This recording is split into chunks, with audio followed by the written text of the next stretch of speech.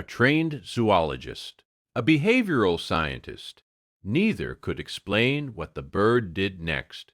Nobody in the family had seen anything like it before. Not once in the years they had kept Einstein, the African gray parrot who had come into their home as a puppy and grown into something steady, watchful, and entirely their own. And yet, on an otherwise ordinary afternoon, in their sunny living room with large windows, the animal began behaving in a way that Nancy, a speech-language pathologist with years of professional training, could not categorize. Einstein wouldn't stop circling.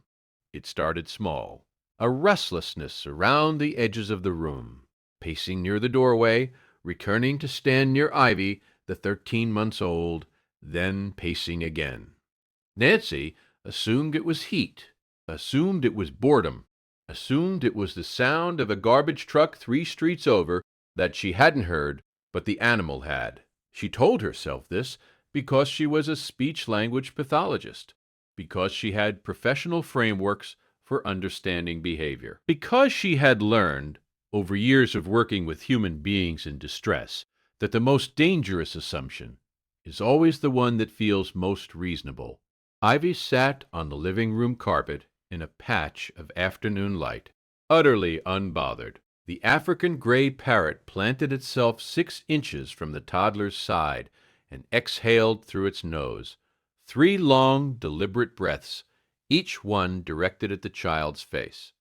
"Stop that," Nancy said. The dog looked at her for exactly 1 second, then looked back at Ivy. This happened 4 times, 5 times.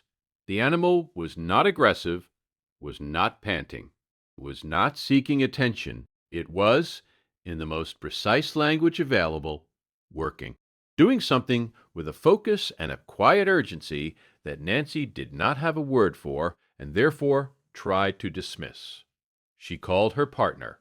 She said the dog was acting strangely. She was told dogs do that sometimes. She moved Einstein to the back hallway and closed the door. The animal sat against it, did not scratch, did not whine, simply sat there and pressed its body flat against the wood as if creating a seal between the hallway and the room where the baby was.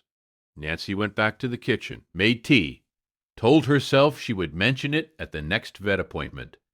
She did not mention it, because 18 minutes later, everything else erased the need. Ivy had been quiet for 6 minutes, which Nancy had registered as peaceful, when the sound from the baby monitor shifted. Not crying, something before crying, a sound she had never heard from her own child, soft and wrong in a way that moved her across the house before she had decided to move. She found Einstein already there.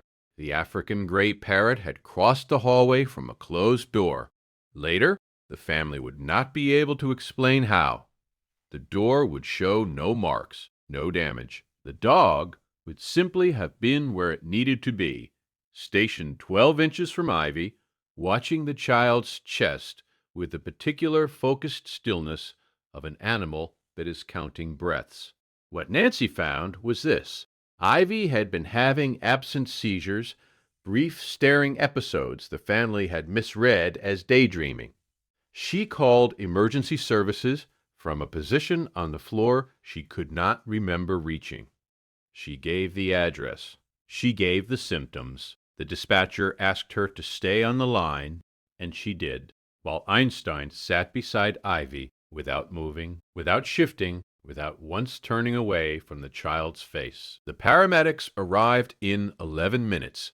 The lead paramedic, 6 years working pediatric response, knelt beside the child and looked up at Nancy and said something she has not been able to repeat out loud without her voice breaking, that if she had found them 20 minutes later, they would be having a very different conversation right now.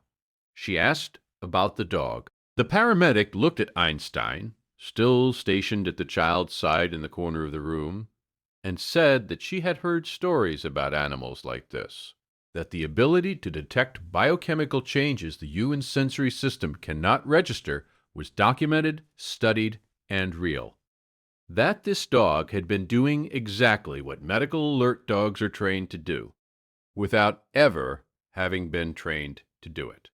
Nancy went back to the hallway that afternoon and stood in front of the closed door Einstein had pressed against for 19 minutes. She stood there for a long time. She thought about everything she had told the dog to stop doing, every dismissal, every professional framework she had used to explain away what she was seeing. She thought about what it means to be trained in something and still miss the most important signal in the room. Einstein found her there, pressed its forehead against her knee, and that was all.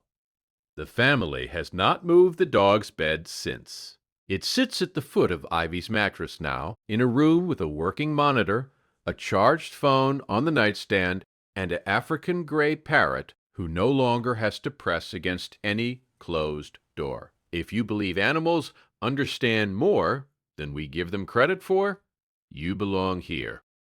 Subscribe. What did your dog or cat do that you still can't fully explain? Share it in the comments. These stories deserve to be heard. She still keeps the paramedic's card on the refrigerator, not as a reminder of how close it was, as a reminder that the first warning came from 4 legs and a nose that knew exactly what it was doing, long before any human in the house was ready to listen. Loyalty this deep is rare. So are the people who recognize it. Subscribe and stay with us.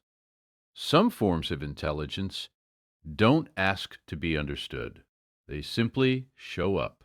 They pace, they press. They plant themselves between the danger and the child, and they wait for the world to catch up. Something happened the following night that nobody in that family saw coming. That story is next.